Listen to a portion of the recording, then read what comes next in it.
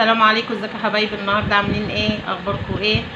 النهارده ان شاء الله جايه لكم فيديو بسيط وسهل وجميل ومفيد لكم جدا جدا جدا. هو عباره عن ايه؟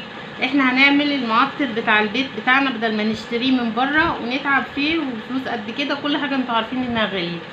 فهنعمل ايه يا حبايبي مع بعض؟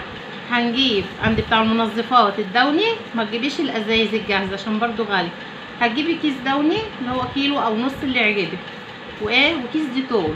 وهنعمل ايه؟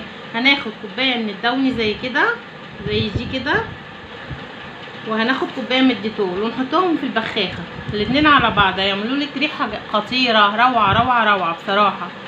فهتحطي الاتنين على بعض وتملي بيها البخاخه وتكملي بالباقي ميه وتحطيها في قلب الحمام. كل اللي يستخدم الحمام يرش من المعطر ده، هتلاقي حمامك ممتاز ممتاز ممتاز.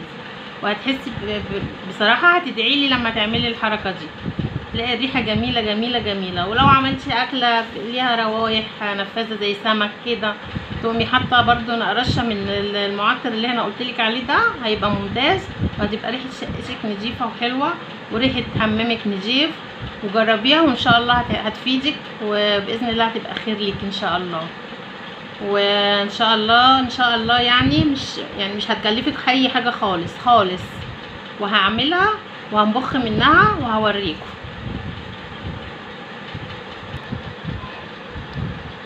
اهو يا حبايبي بصوا كوبايه الدوني اهي حطيتها، هنحطها كلها وهنعمل كوبايه ديتول عليها.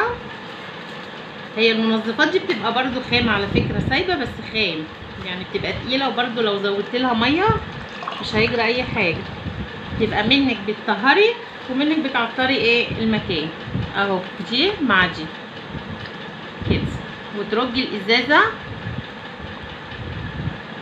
طبعا النص كيلو او الكيلو اللي انت جايباه هيقعد معاكي فتره كبيره جدا كمان.